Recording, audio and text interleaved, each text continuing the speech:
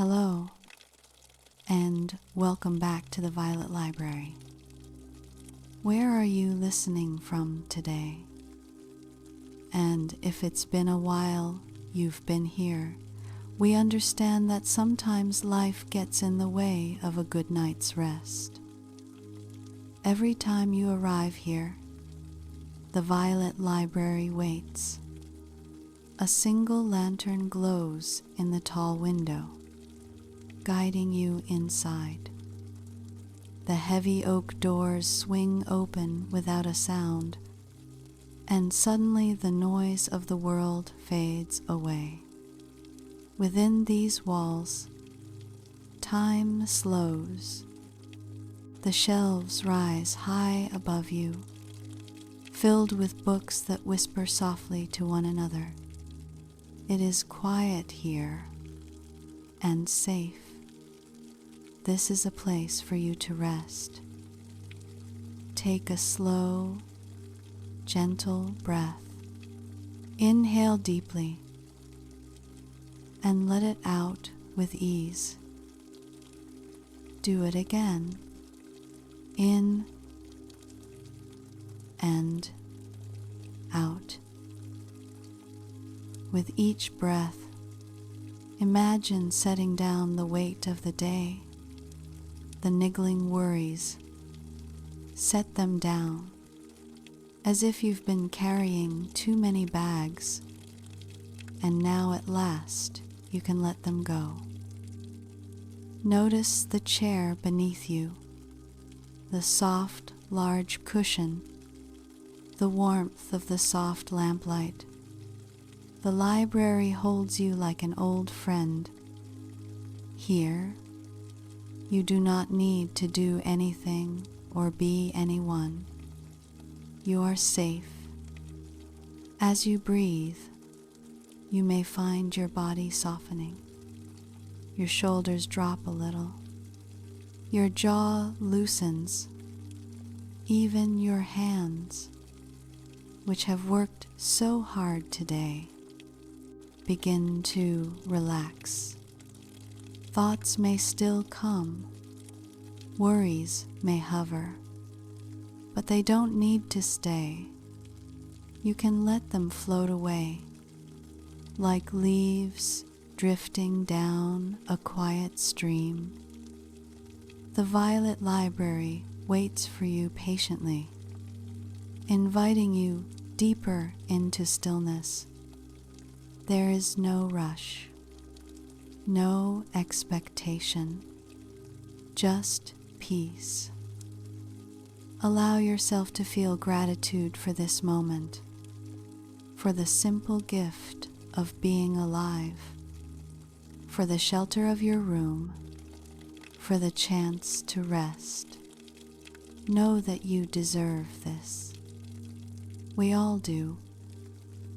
And now, as you breathe a little easier, imagine yourself walking further inside the library. The shelves glow softly in the golden light, and one book seems to shine brighter than the rest. It has been waiting for you. Tonight, that book will open, and its story will become your dream.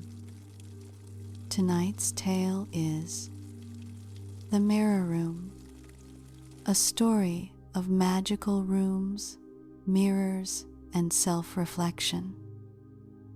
The town of Bellhaven rested in a gentle valley where morning mists gathered like soft wool, blanketing the cobbled streets and gray stone cottages in a veil of tender, silvery light.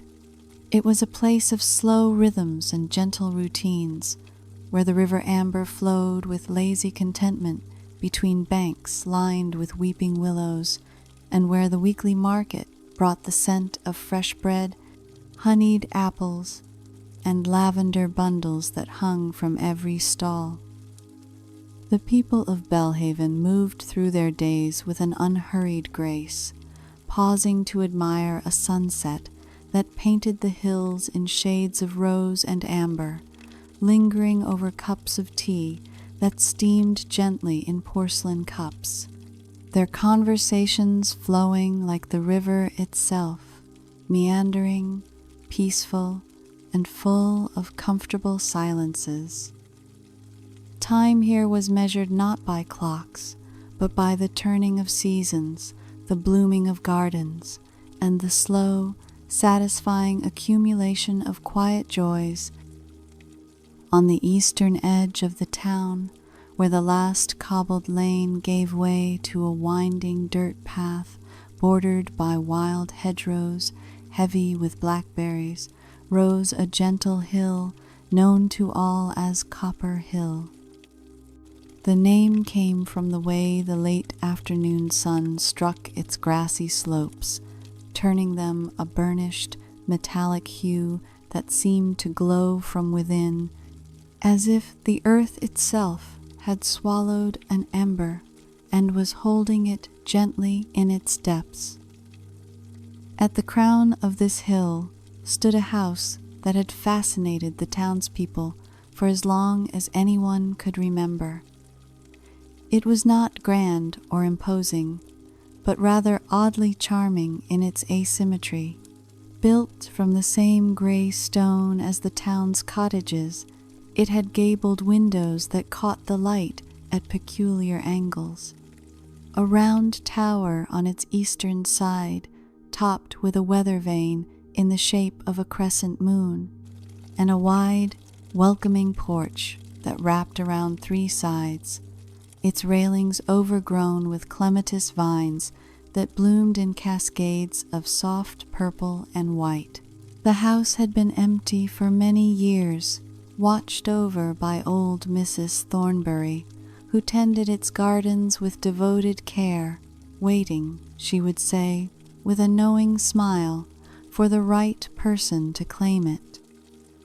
That person was Iris Ashwood, a woman in her early 30s who had spent the last decade living in the relentless bustle of the city, working as a curator at a museum where the air was always too dry and the light too harsh. She had grown weary of the noise, the constant rush, the feeling that life was something to be conquered rather than savored.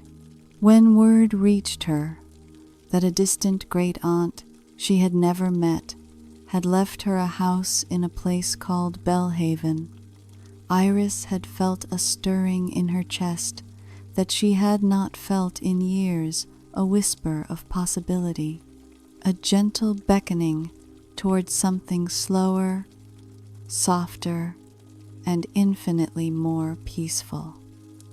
She had packed her belongings into a modest van, said goodbye to colleagues who looked at her with bewilderment, and driven through the countryside until the hills rolled into view and the air began to smell of grass and wood smoke.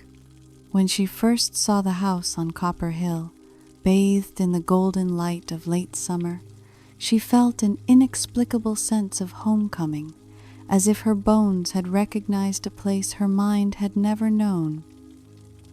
Mrs. Thornbury met her at the gate, a tiny woman with silver hair pinned in a soft bun and eyes the color of a clear winter sky. She handed Iris a heavy iron key that was warm to the touch, as if it had been sitting in sunshine, and squeezed her hand gently. "The house has been waiting for you," she said in a voice like rustling leaves. "It's a good house, a kind house. It will take care of you, if you let it." Iris had smiled at the charming eccentricity of the statement, but as she turned the key in the lock and pushed open the wide oak door, she felt it a palpable sense of welcome, as if the house were exhaling a long-held breath, relieved at last to be inhabited again. The interior smelled of beeswax, dried lavender, and old wood, a combination that was both unfamiliar and deeply comforting. Sunlight streamed through the tall windows, illuminating motes of dust that drifted like tiny stars, and the floorboards creaked beneath her feet with a gentle, musical protest that sounded less like complaint and more like greeting. Iris spent her first days in the house, moving through it slowly, reverently, learning its rhythms and its secrets. The rooms unfolded like chapters in a well-loved book, each one filled with soft, faded furniture that bore the patina of age and care. There was a sitting room with a stone fireplace large enough to stand in, its mantel lined with smooth river stones and sprigs of dried rosemary. The kitchen was a dream of open shelves and copper pots that hung from hooks, catching the light and casting warm, dancing reflections across whitewashed walls. Upstairs, the bedrooms were small and cozy, with sloped ceilings and windows that framed views of the valley below, where the river wound like a silver ribbon and the town's church spire rose like a gentle finger pointing toward the sky. Iris chose the smallest bedroom for herself, the one in the round tower where the circular walls made the space feel like a sanctuary, a nest suspended between earth and sky. It was on her 5th evening in the house, as the sun was beginning its slow descent and the light was turning that particular shade of amber that made everything look as though it were dipped in honey, that Iris discovered the mirror room.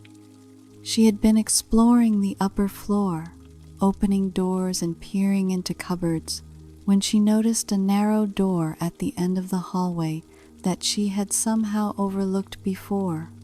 It was painted the same soft white as the walls, easy to miss, with a small brass handle that turned smoothly under her touch. The door opened onto a steep, narrow staircase that curved upward, its steps worn smooth by countless footfalls. The walls were close on either side, and the only light came from above, a soft, silvery glow that seemed to pulse gently, like the light at the bottom of a clear pool. Curiosity tugged at her, gentle and insistent, and she began to climb. The staircase spiraled higher than she expected, and she realized with a small thrill that she must be climbing into the very peak of the house, a space she had not been able to identify from outside.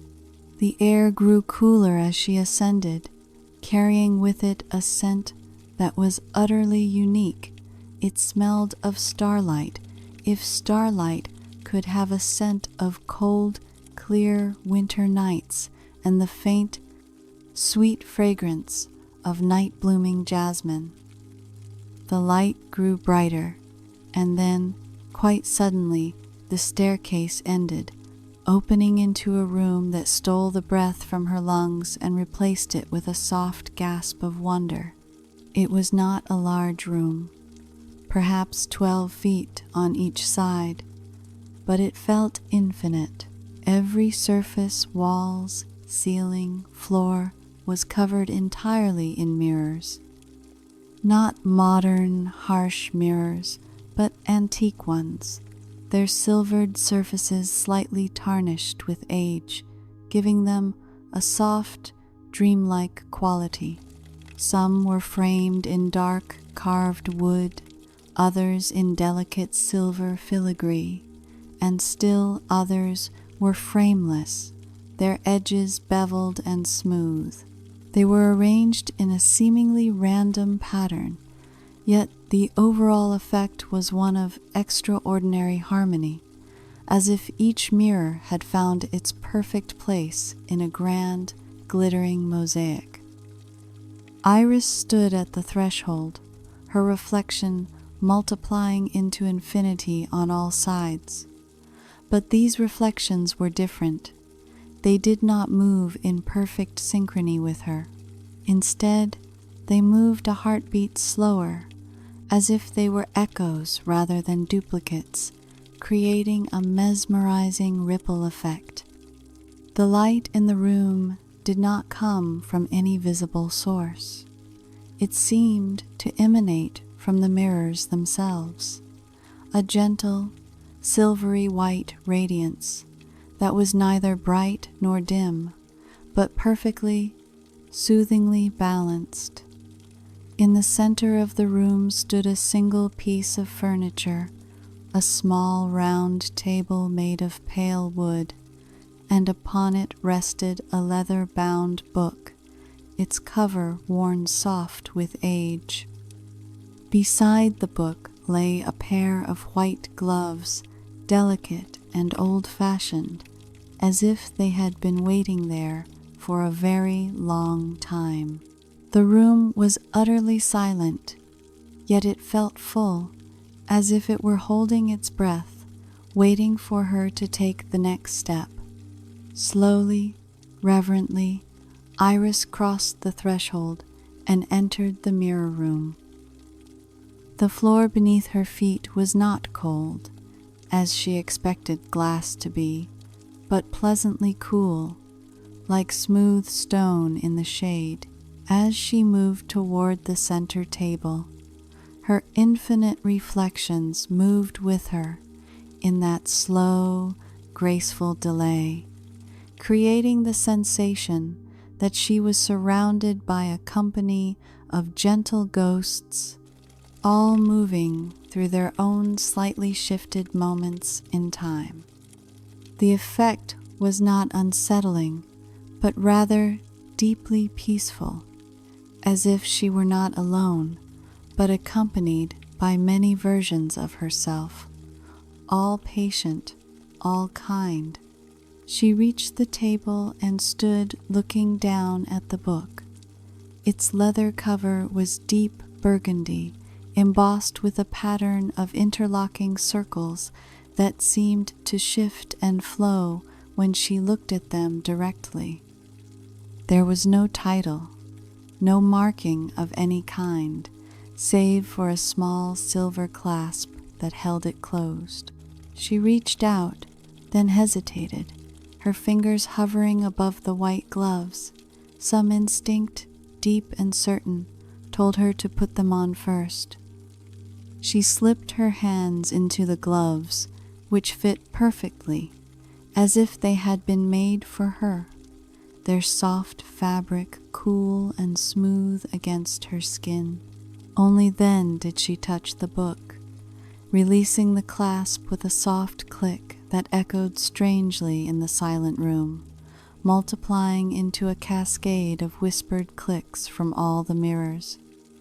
She opened the cover carefully, and the scent of old paper and pressed flowers rose to meet her, along with something else, a hint of salt air, of pine forests, of warm bread cooling on a windowsill. The pages were thick and creamy, and the handwriting upon them was exquisite, each letter formed with careful, loving attention. But it was not one handwriting. As she turned the pages, she saw dozens of different scripts, some flowing and elegant, others blocky and precise, a few in languages she did not recognize, filled with characters that looked like tiny, beautiful puzzles. The book, she realized with a growing sense of awe, was a collection of reflections, not the physical kind, but the internal sort thoughts, memories, moments of clarity that people had chosen to record here. Each entry was dated, some going back hundreds of years, and each began with the same simple phrase, "Today I saw clearly."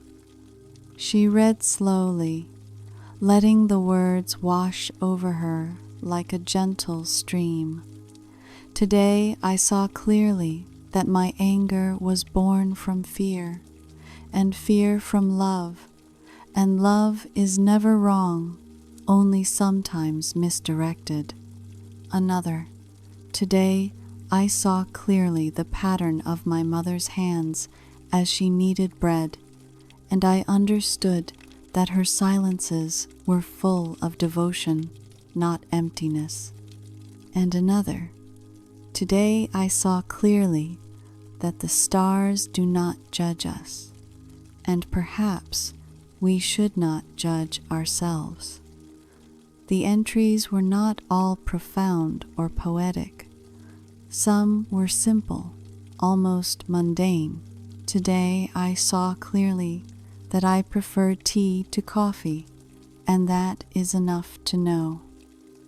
Each one, however, carried the weight of truth, the sense of a person looking deeply into themselves and recording what they found with honesty and grace. At the back of the book, many pages remained blank, their surfaces waiting like fresh snow for footprints. Without fully understanding why, Iris knew with a deep certainty that she was meant to add her own entry. A small crystal inkwell sat beside the book, filled with ink, the color of twilight, a deep, shifting purple blue that seemed to hold tiny flecks of silver. A pen rested beside it, its handle carved from pale bone or ivory, light as a feather in her gloved hand. She dipped the nib into the ink, and it flowed onto the page with a whisper soft scratch that sounded like a contented sigh. She wrote the date, and then, after a moment of quiet reflection, she wrote, "Today I saw clearly that peace is not something to be found, but something to be allowed. It has been waiting in me all along, patient as this house on the hill." As she finished writing, the words seemed to shimmer for just a moment before settling into the page permanently, and she felt a shift inside herself, subtle but undeniable, as if a knot she had not known she was carrying had gently, finally loosened. Over the following weeks, Iris found herself drawn to the mirror room whenever the light began to soften and the world outside grew quiet. It became her evening ritual, as natural as breathing. She would climb the narrow, curving staircase, enter the room of infinite reflections, and sit at the small table, sometimes writing in the book, sometimes simply sitting in the profound, peaceful silence. The room, she discovered, had a peculiar quality. Within its mirrored walls, her thoughts became clearer, as if the reflections were not just of her body, but of her inner self, showing her truths she might otherwise have overlooked. She began to notice patterns in her own behavior, the way she hesitated before speaking her true feelings, the way she held tension in her shoulders when she felt unsure, the way her heart would lift at the sight of something simple and beautiful, like a butterfly on a flower or the way rain beaded on a window. The mirrors, she came to understand, were not ordinary. They were, in their own gentle way, enchanted, not with the sort of wild, unpredictable magic of fairy tales, but with a softer, subtler magic, the magic of clarity, of honest self-reflection, of seeing oneself without the harsh glare of judgment. When she sat in the mirror room, she felt held, safe, as if the mirrors were kind witnesses to her interior landscape, reflecting back not just her image, but her essence, allowing her to see herself as she truly was, neither perfect nor flawed, but simply human, worthy of compassion and understanding. She wrote often in the book, adding her own moments of clarity to the chorus of voices that had come before her. Today, I saw clearly that loneliness and solitude are not the same thing. Today, I saw clearly that I have been enough all along. Today, I saw clearly that rest is not laziness, but a form of self-respect. The town of Bellhaven, too, began to feel like part of this gentle magic. She would walk its quiet streets in the mornings, greeting neighbors who smiled and nodded, stopping to chat with the baker who insisted she try his new honey cakes, wandering through the market where she bought jars of wildflower honey and bundles of fresh herbs. She felt herself softening, unfurling like a flower that had been kept too long in a dim room and was finally brought into gentle sunlight. Her sleep, which had been restless and fragmented in the city, became deep and restorative. She would wake to bird song and the soft play of morning light across her circular bedroom walls, feeling rested in a way she had not felt since childhood. And each evening, the mirror room waited for her, patient and unchanging, a sanctuary of silver light and quiet truth. One evening, as autumn began to paint the valley in shades of gold and russet, Iris climbed the stairs to find something new in the mirror room. At first, she thought her eyes were playing tricks, but no, there, in one of the larger mirrors on the far wall, was an image that was not her reflection. It was a garden, lush and green, filled with flowers she had never seen before, their petals iridescent and glowing softly in shades of moonlight and sea foam. A stone path wound through the garden, and at its center was a fountain, its water flowing upward instead of down, defying gravity in lazy, graceful spirals. The image was so vivid, so real, that Iris felt she could step through the mirror and into that impossible garden. She approached it slowly, her heart beating with a mixture of trepidation and wonder, and as she drew closer, she noticed something else. Standing at the fountain was a figure, a woman with long silver hair and a dress that seemed woven from mist and starlight. The woman turned, and Iris gasped softly. It was herself, but not quite. This reflected self was older, her face lined with the gentle marks of time and wisdom, and she was smiling with a serenity that took Iris's breath away. Iris stood transfixed before the mirror, gazing at the vision of her future self in that luminous garden. The older Iris did not speak, but her presence communicated something profound, a promise, perhaps, or a reassurance. She was telling the younger Iris that this peace, this sense of groundedness and contentment, would not be fleeting. It would grow and deepen with time, like roots seeking water in the earth.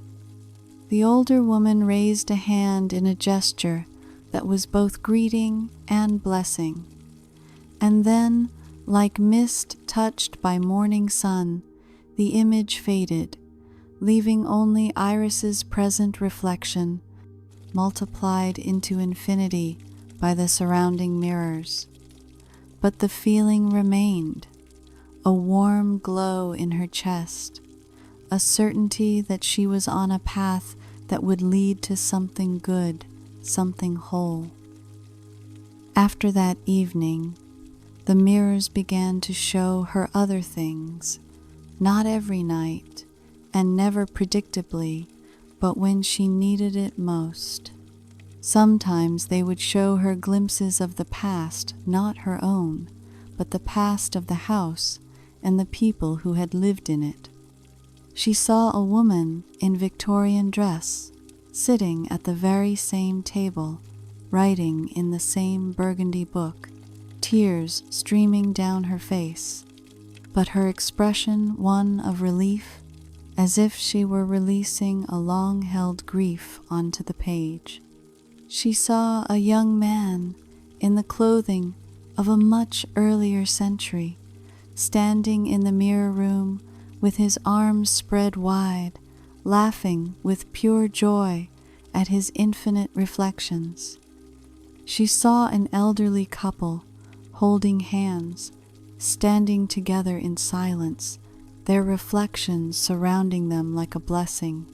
Each vision was brief, no more than a few heartbeats, but each left her with a sense of connection, of belonging to a lineage of seekers and dreamers, all of whom had found solace in this extraordinary room. The mirrors also showed her the town of Bellhaven in different times. She saw the valley before the town existed, when it was only wild meadow and forest, with the river running silver through it. She saw the first stone cottage being built, and the first market day when farmers brought their goods in wooden carts. She saw the church spire rising slowly over months and years, and she saw generations of children playing by the river's edge, their laughter echoing through time. These visions were not meant to teach her history, she realized, but to help her understand continuity, the way lives and places build upon each other, creating something greater than any single moment. She was not just living in a house on a hill.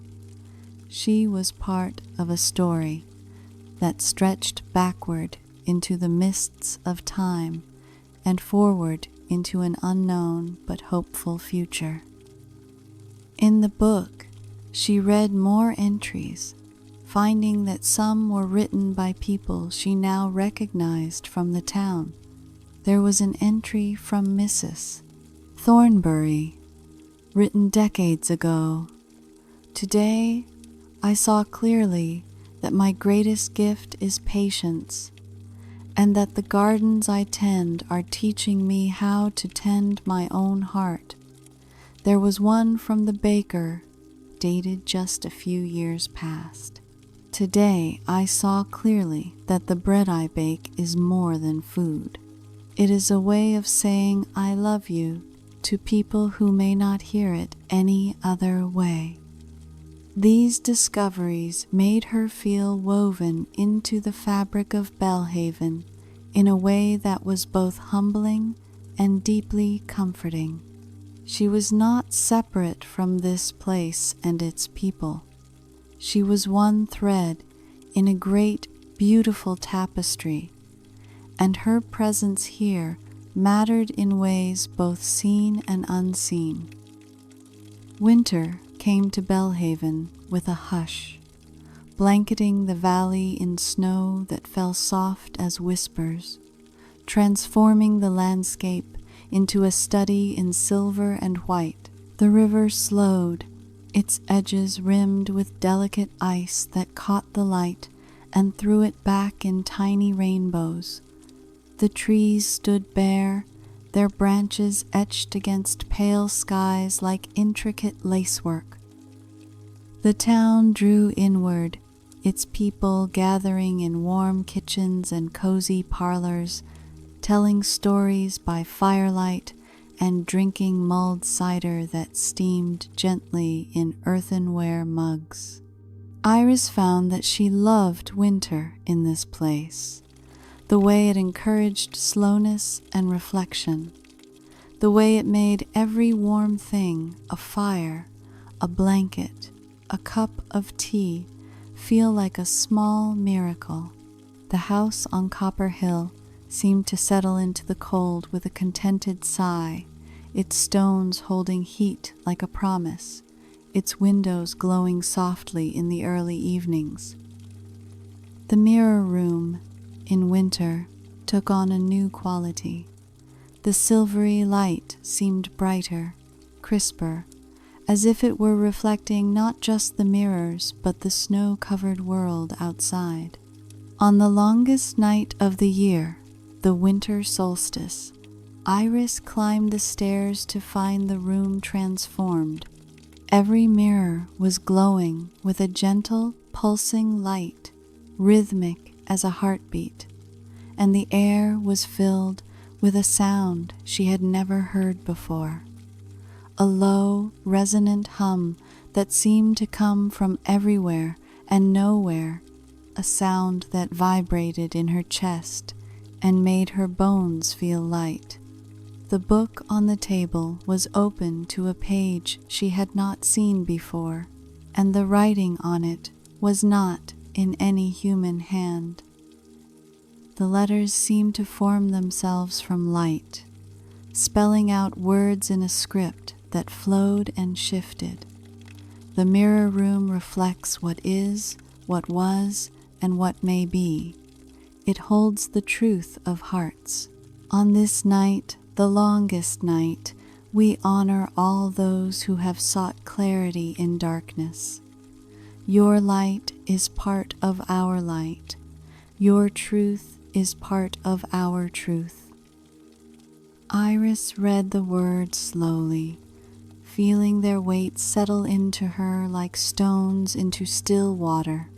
She understood, in that moment, that the mirror room was not just a physical space in her house, but a kind of threshold, a place where the boundary between the inner world and the outer world became thin and permeable. It was a gift that the house had been holding for centuries, waiting to be discovered by each person who needed it. She sat at the table and added her own entry, writing by the light that now seemed to come from within her own hands. Today, I see clearly that darkness is not the opposite of light, but the place where light can rest and gather strength. I am grateful for this quiet, this stillness, this sacred pause. As she wrote, she felt the room pulse with approval, with warmth, and she knew that she was not alone. She was surrounded by all the seekers who had come before her, their presence as real and comforting as candlelight, and she felt herself expand to include them, to become part of their eternal company. The winter deepened, and Iris settled into a rhythm that felt as natural as breathing. Her days were simple, filled with small, satisfying tasks, tending the fire, preparing meals, reading by the window, walking the snowy paths around the hill. She corresponded with Mrs. Thornberry, who came by occasionally with jars of preserved plums and soft, knowing smiles. She befriended a stray cat that appeared one morning on her porch, a gray creature with wise green eyes, who claimed the warmest spot by the fire and purred with a sound like distant thunder.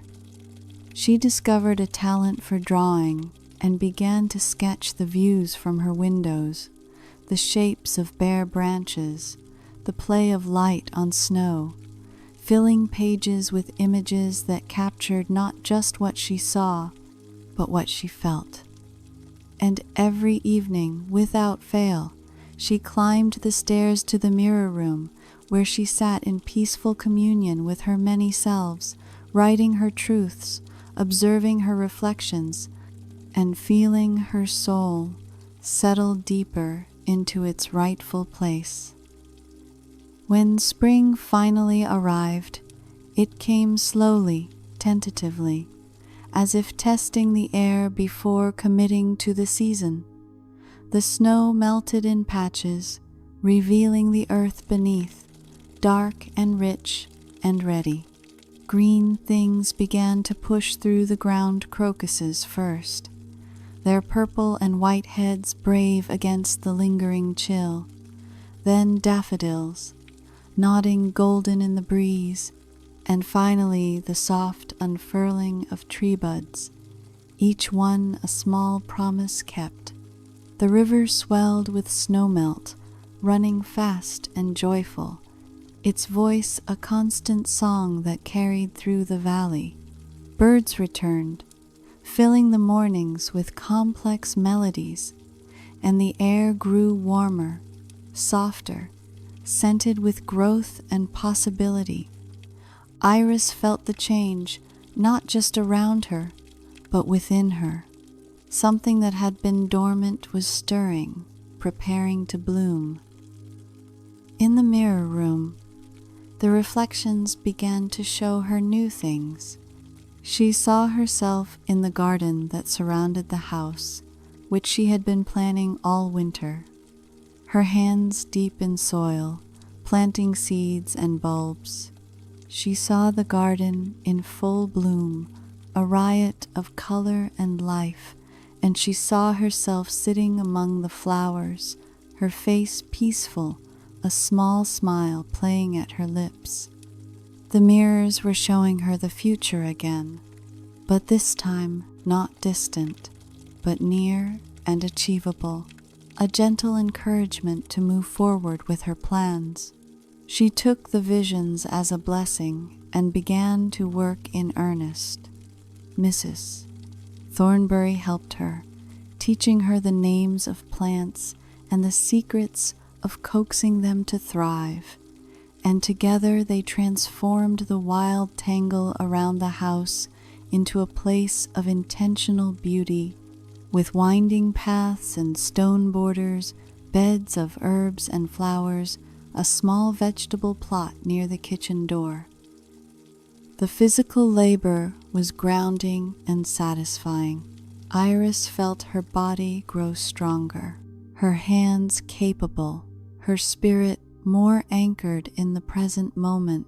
She would work in the garden until the light began to fade, then wash her hands at the old stone sink, prepare a simple supper, and climb the stairs to the mirror room, where she would write about the day's small triumphs and observations. Today, I saw clearly that creation is an act of faith. Today, I saw clearly that my hands know things my mind has not yet learned. Today, I saw clearly that I am becoming the person I was always meant to be, one small choice at a time. The book was filling with her entries now, pages and pages of her own careful script, and she took pride in adding her voice to the chorus of seekers who had come before her. One soft evening in late spring, as the sun was setting and the sky was painted in shades of apricot and lavender, Iris sat in the mirror room and felt a deep, resonant sense of completion. Not the completion of an ending, but the completion of a circle, a cycle fulfilled. She looked at her reflections, those infinite versions of herself moving in their gentle delay, and she saw not a woman who was lost or seeking, but a woman who had found something precious and true. She had found herself. She had found peace. She had found home. The mirrors pulsed softly, their light warm and approving, and she understood that the mirror room had done its work. It would always be here for her, a sanctuary whenever she needed it, but she no longer needed it in the desperate way she once had. She had internalized its lessons. She carried the mirror room inside her now, a place of clarity and truth that she could access anytime, anywhere, simply by pausing, breathing, and looking inward with kindness. She wrote one final entry for that season. Today I saw clearly that the journey inward is the journey home, and I have arrived. The mirror room taught me to reflect without judgment, to see without fear, to know without doubt. I am grateful beyond words. She closed the book gently, removed the white gloves, and placed them neatly beside it. She stood and turned slowly in the center of the room, acknowledging each mirror, each reflection, each echo of herself, and then she bowed her head in thanks. The room seemed to glow brighter for just a moment, as if in response, and then settled back to its usual gentle luminescence. Iris descended the narrow staircase, her heart full and light, and stepped back into her house, which wrapped around her like a warm embrace. Years passed, gentle and slow as honey dripping from a spoon. Iris lived in the house on Copper Hill, tending her garden, walking the paths around Bellhaven, writing in her journals, and living a life of quiet contentment. She became a familiar and beloved figure in the town, the kind of person people sought out when they needed a listening ear or a moment of peace. She never spoke directly of the mirror room, but somehow, when the time was right, people found their way to it. A young woman, newly moved to town and struggling with grief, was invited to tea and happened to notice the narrow white door. A man facing a difficult decision sat with Iris by the fire one evening and later asked, with careful casualness, if there was anywhere in the house where one could think clearly. Each time, Iris would smile her gentle smile and say, "There is a room at the top of the house. You may visit it whenever you need. The white gloves are for handling the book. Be honest, be kind to yourself, and the mirrors will show you what you need to see." The mirror room continued its quiet work, helping each visitor find their own clarity, their own truth. The book of reflections grew thicker, filled with more voices, more moments of seeing clearly, a testament to the human capacity for self-awareness and growth.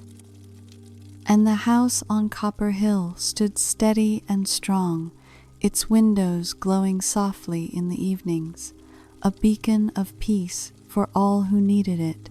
Iris aged gracefully, her hair turning silver, her face gaining the gentle lines of a life well lived, and she knew with deep certainty that when her time came to leave the house, it would wait patiently for the next person who needed it, just as it had waited for her.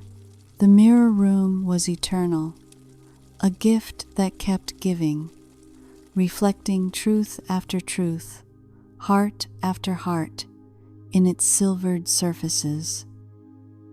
And on quiet nights, when the moon rose full and bright over the valley and the river ran silver beneath it, if you stood in the garden of the house on Copper Hill and looked up at the small window at its peak, you might see a soft, pulsing glow, rhythmic as a heartbeat, steady as breath, a light that spoke of reflection, of truth, of the infinite compassion we owe ourselves.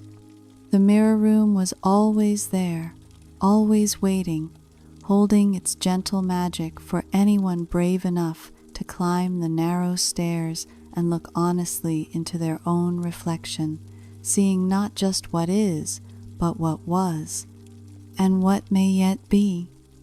In the mirror room, all things are clear, all truths are kind, and all seekers find what they need most, a place to rest, reflect, and remember who they truly are.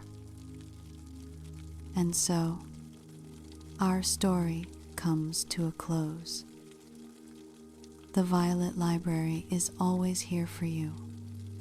Its lantern glowing softly in the window, its shelves waiting quietly for your return.